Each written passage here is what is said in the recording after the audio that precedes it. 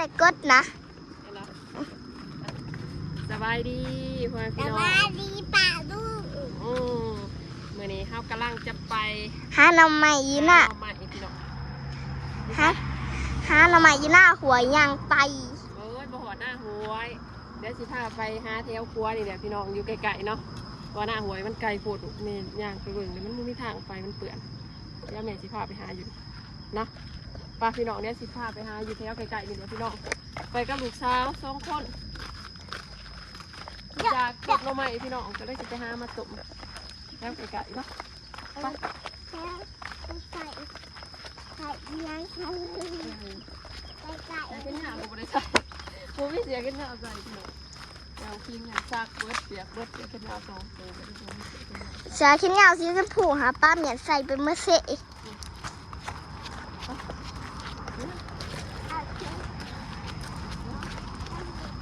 คนหน่อยปวดเป็นปวดพี่น้องเอาลองเนาะ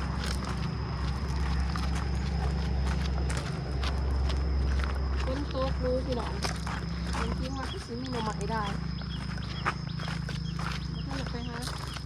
คันไปหาแถวหน้าอาซุกก็คือสิได้กินอยู่ดอกวะแต่ก็ไม่ได้ออกไปนะพี่น้อง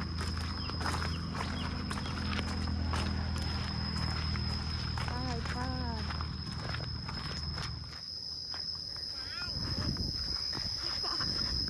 จำได้บ่ล่ะแถวอะไรนี่แถวมองไฟผ้ามูไฟว่าเหรียญน้ำแกงเนาะน้ำมันขวมดิอีแม่พามาเหรียญน้ำอยู่หาเล็กจนอีดิ้งผื่นขึ้นมันชมกระโปกเลยน้ำแกงน้ำชมกระโปกได้น้ำมันสะอาดคนร้ายคนโหดร้ายคนเขามาดิป้าพี่น้องผมเขาสิไปหาแถวเจเบืองแล้วก็สิอ้อมไปทางนั้นแล้วก็สิขึ้นไปทางเพื่อนพ่อใหญ่เด้อถ้าพี่มาสิไปหาอยู่แถวผมมันกับอันนี้ได้มาแถวผีไข่แหน่ไก่ผูไก่ข้นดีเสียงเขาไทยน่ะเป็นเบิ้ลอยู่พี่น้องมาลูกมาเดินไว้ใครแต่ว่ามันบ่เด็ดพี่น้องบ่เด็ดคนนั้นเนาะมันพอเลยเปียกลายเลยนี่เถิงกับมีได้ดิกอหน่อไม้แต่ว่าจะไปโซนดุมซะมาลูกมาเมื่อยว้ายเมื่อยไว้แต่ว่าท่านถอดกอหน่อไม้เมื่อยเด็กลูกสาว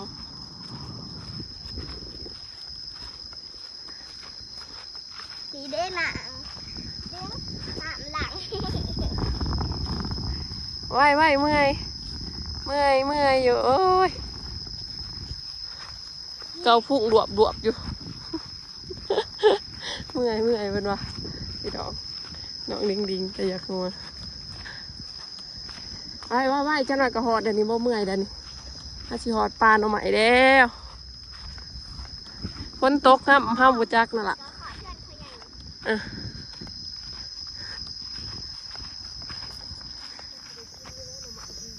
ปลาเป็นจะหอยเขาขวด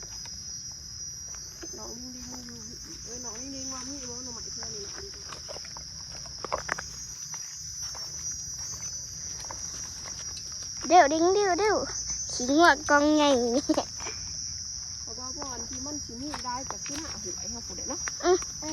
บ่มีใครไปหาดิใบหยากดิหันจะบ้าทางมันเปื่อนเลยกาบ่มีรถอยากกินว่าอะไร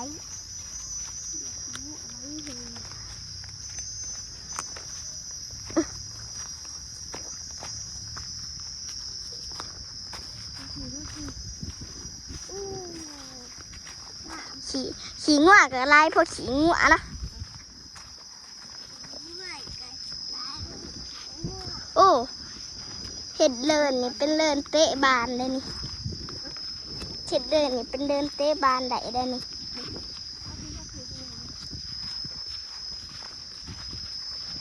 มีน้ำด่างมือแทงให้น้ำ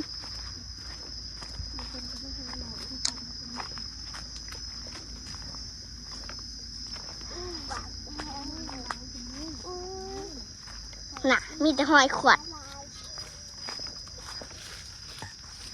อาหารหมูมันยากโอ้ยเดินให้ขอบอกเร็วเอาใหม่ให้เอานอตัวหันจังไร เอาแล้วนี่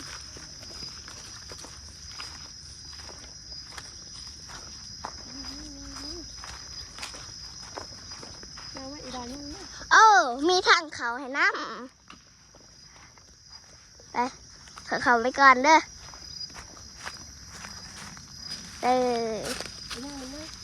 ยังมีทางอุโมงค์ให้เขาน้ำทำไมนะ เข้าหาไปเลยพี่น้องจะสีไหลอีบ่อแล้วเขาจะข้ามทีพวกเขาออกไปเลยวันนี้มันจะช่วยเด้อเด้จะเอาหมูปลายเด้อเลยพี่น้องเขาคือสิมาหาตัวสาวก่อน มีแต่หอยขวัด มันจะหน่อน้อยๆเนี่ยตีมันโอ้ยเขาเอาหน่อใหญ่ดีพี่น้องเขาเอาตังบานหน่อใหญ่ผู้กินยังลา เขาเลือไปให้เหรอ น้อยๆซื้อกระตาให้แม่ได้ยืนถามแม่นี่เด้อวุ้นกระตาไอ้พวกมาเบื่อสิฉันเด้อเดี๋ยวว่ามันดอดตาเขาจะนอจะตูด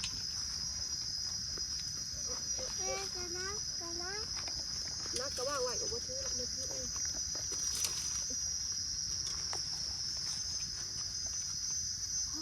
ทายผักให้อึ๊บอาย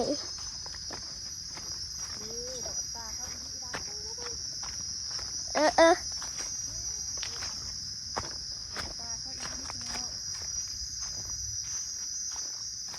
เข้าหาเบื่อนี่เข้าบ่ได้หาเนาะเดลาอ่ะลูกให้ปะลูกเบิ่งไปเฮ้ยเห็นหรอ สุ่มนี่พี่เนาะนั่นเป็นบ่นอปักใหญ่เติบเนาะเธอเขี่ยแถวนี่เด็กนี่นอเดียวนี่ว่าอู้ประตูปฏิมันได้ด้วยสิข้างในกระตูดมันชามตูดพวกพี่น้อยเนาะเกาะคนกระชิมหัวมุอันนี้น้ำเกาะ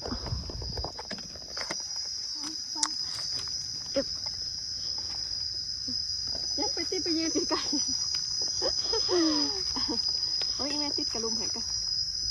โอ้ยลูกสาวเดี๋ยวเอ้ย อีทิ้งปะบานาน่ะไป นั่นแหละกระตาดีๆ อยู่เนาะ เมื่อยโอ้แขนนี่ก็เมื่อยไปคนเมื่อยยังว่านี่พี่น้องนอนยังเซยว้าวเห็นมาละ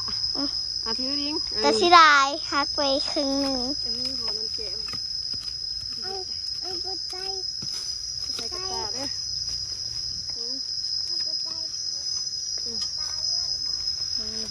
ไป ขดเขี่ยแถวหนึ่งก้อนเดี๋ยวว่าเข้าบ่เห็นเขากระไหลเลย ถ้ากระไหลแบบมันหมานนะ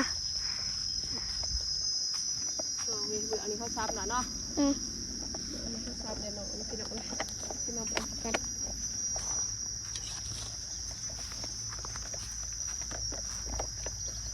น้ำเบิดตรงนี้ยาระบายน้ำด้วยนี่เด้อ เฮ้ยโอ้ย แม่พี่น้องมันกำลังเกิดได้ ใส่ ดูดิน้อยๆนี่เห็นบ่ แม่มาไปทำไมได้ดิน พี่น้องหักเสะแล้วจะเสียเอาด้วยมันเป็นนอนนั่งดินฮะน้อยมาเขาเนี่ยเอากอกแม่คือเป็นเงียงๆเนี่ยมันดีนะ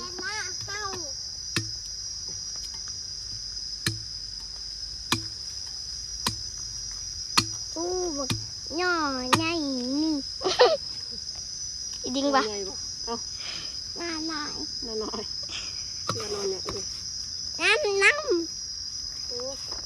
อุ้ยเอามากินหมักต ตอนกินหมักทุเรียนหันเด้อันนี้ มีตัวหน่อยน้ำมาสมกับอีดิงอีดีนะ สมกับอันน้อยบ่มอดิง ขึ้นตัวหน่อยดิ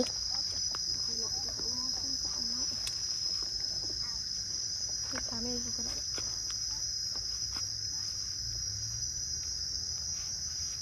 ป้าเดี๋ยวเขาเอาสัตว์น้อยใหญ่ไปเลยเอาไปก่อนก็แล้ว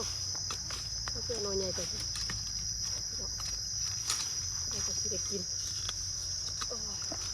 ได้จะซองหน่อเด้ ป้าตึกสาวปุ๊บดาบเอากล่องไปเบิ่งดู ฮะ ยางเราขนมใหม่ไปใส่กระตาพี่น้องดึงดึง ตัวสีลายตัวอีตุนนะถึงถิกน้ำก็ถึงอันนี้ไปเห็นขวาได้ป่ะนี่ขวา ใช่ ขวา ใช่ขัวแม่นบอกขัว ขวาไป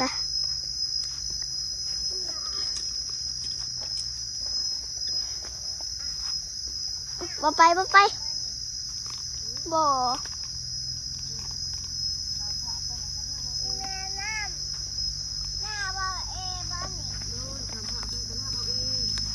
เอ้ย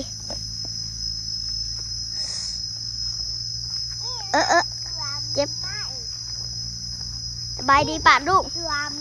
สบายดีป่ะลุงมันเป็นหวยดิมันมาแต่หวยหน้าเฮาแม่นบ่แม่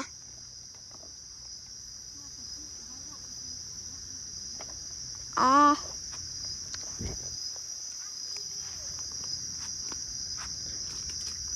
นี่น้องใหม่น้องหมีดอกพี่น้องเอ้ยมันกอบ่เคี้ยวบ่เคี้ยวนี่ก็ได้ นี่ตะกอใหม่ๆใหม่ ขัวกับไฟสีหางขาม ๆยังว่า ดอกเป็นดอก อื้อหือตัวนี้เข้ากับโบเห็ดให้มันอันนี้ให้ ถ้าเอาไปบินใส่ขัวกัน ขามไปบนไหลได้นี่ ไปกันแล้ว ไพ่อีไปจับนี่ได้ถังผีได้ไหม พี่น้องเท่าไหร่น้องใหม่ซองตูดมันต่างโมมีอีดีโอ้ขนาดไปหาหน้าหัวเขาปั้นกับเต็มกระตา ยังบ่า มาพี่ด้าแล้วพี่ออกมาแล้วพี่น้อง บ่มีหันหน่อไม้ ผมมีหอดน้ำไม้ไปสิขามไปเบื่อนะคิดว่าครัวเข้าดีๆนะก็ได้หลักมาโอ้เห็นครัวกับว่าห้างขาม พ้นมันเหลือมยุบยับเด้อแม่เด้อ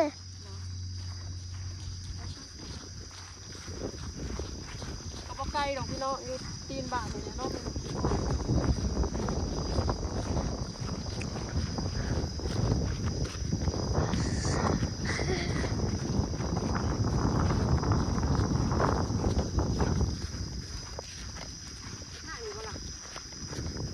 จักแร้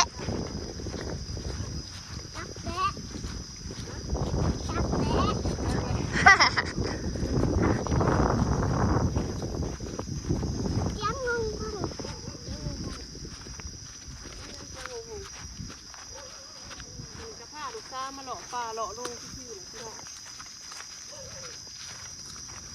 สิบ่ได้น้ำมันมันมีแต่ข้าวขาด มึงมีหันดิ หาสองแค่นี้ก็เดี๋ยวเราก็ได้ตีน หาของหาแสงมีแต่หอยขวดนะแม่เอ้ยจะกระตุบกระติกมัน เอาไปบางอย่างมีนอกแน่อยู่แล้ว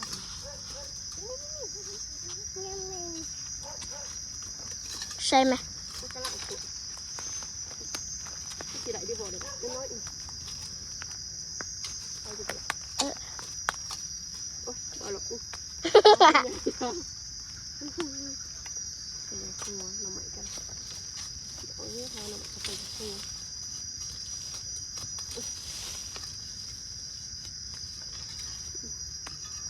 สีบอหมุมเลยไปซับหน่อไม้บ้านอยู่เพื่อนตกแต่ละ เนี่ยเอานี่เด่นดินอีด่ะไป มายำไทยดินยำนัดโนวะดิงเขาไปนี่บ่ ไปซองเบิ่งบ่ซองเบิ่งเนาะหน่อไม้ข่อยแต่อีตนน้ำคิงกับดิงนะเงี้ยบ่น้ำคิงกับดิงเลย พ่อแม่น ยังอีเน่สิดาให้เราพวกเราไม่ดี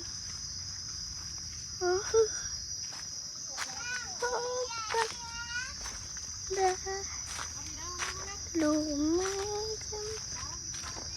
ใครว่าแล้ว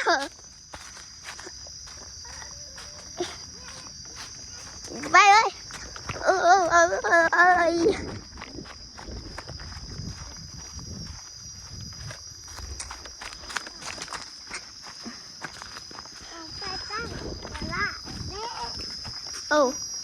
หน้าบักเบิดได้นี่ ผมไม่ได้มาทางผมไม่ได้มาแถวนี้จักเสือ เอ้าหน้า เป็น บัก ป่า เบิ แล้ ด วห้ามบ่ ได้ เคย นี่ มาแล้วมันก็ไปจัก แม่หน้าบักเบิดนี่นี่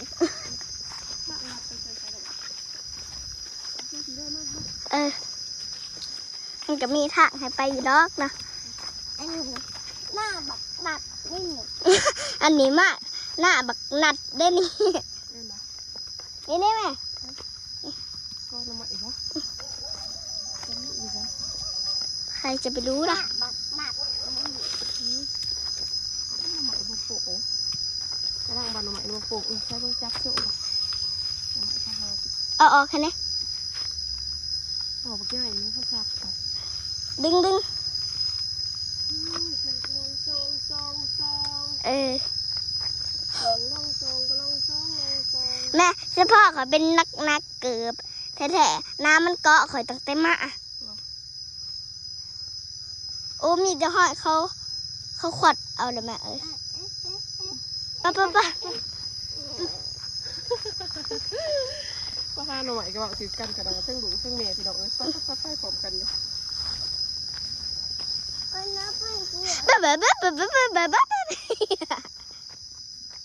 มีแต่กระตูบกระติบมันเขาเหลือใบให้ก็ได้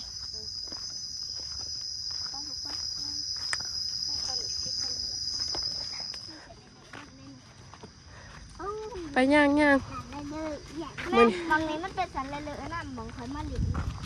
หลงสะได้เด้อ มันเหมือนไหลลงเลย ไป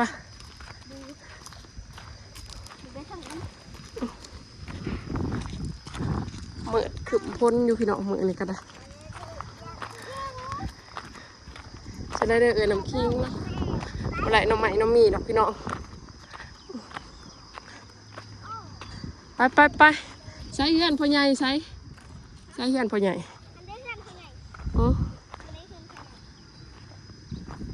จักบ่ดิงจะใช้เฮือนพ่อใหญ่ดิง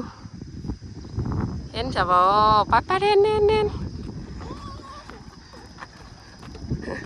แถวในบ้านน้องพี่น้องนี่ว่าแถวหลังบ้านแม่น้ำคิงเนี่ยนี่มันฆ่าปลาตัวนี้ซื่อๆกับบ่ฆ่าปลากันแน่เป็นเฮือนได้หันในเฮือนพ่อใหญ่บ่อยู่หรอกพ่อใหญ่มาไทยหน้าไปย่างไปบ้างขันอยู่ พ่อใหญ่บ่อยู่ก็แปลว่าพ่อใหญ่เมื่อหน้าพูนเมื่อหน้าเก่า พ่อใหญ่เมื่อหน้าแล้วยามนี้เพราะพ่อใหญ่สิอยู่คืออันมาไทยหน้าบ้านเขานะพ่อใหญ่ หน้าตรงไปหากับเป็นหน้าอาซุปเลย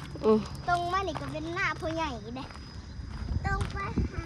หน้าอาซุปเลย เห็นบ่ ตรงไปหาหน้า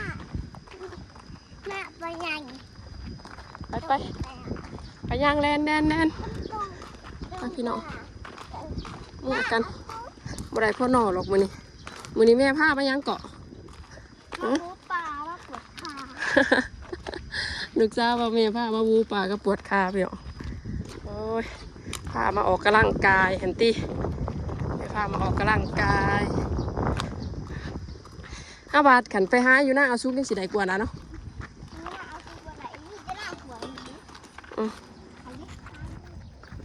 ขันเมื่อหน้าหวยสิได้อยู่ดอกพี่น้อยสิได้ตบอยู่ดอก ตอน น้ำใหม่อยู่อันนี้ของหัวเก่า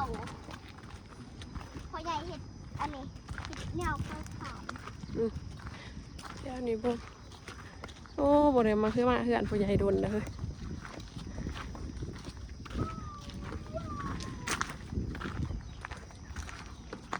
จะปลูกอันนี้ได้เด้ อย่าบอกเงียบซิบอ่านประตูข้างในเฮือนผู้ใหญ่มีไฟพกโคตรแหน่ยามนี้ก็ผู้ใหญ่สิไปอยู่ซื่อๆใหญ่แห่งคนเฮ็ด ไรแล้วเป็นหน้าคนหนึ่ง ปะพี่น้องแม่น้ำคิงกับสิได้ก็ตัวละ FC เด้อใบเพียงสมิทพี่น้องคลิปนี้ก็ว่าสิไปหาหน่อไม้มาต้มแซ่บๆแล้วก็บ่ได้โปะหน่อ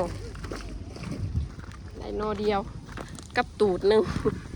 มีแต่หอยเขาหาพี่น้องเอ้ยพูดแหละมันอาจจะสิไปหาในใจก็อยากไปหน้าหวยแล้วมันหักโอ้ไปหยะคันเอาลูกไปนำบ่ได้ไปผู้เดียวใครเนี่ยมันทางหยะบืนหวยบืนทองเนาะพี่น้องปะพี่น้องบ๊ายบายพบกันใหม่คลิปหน้าเด้อ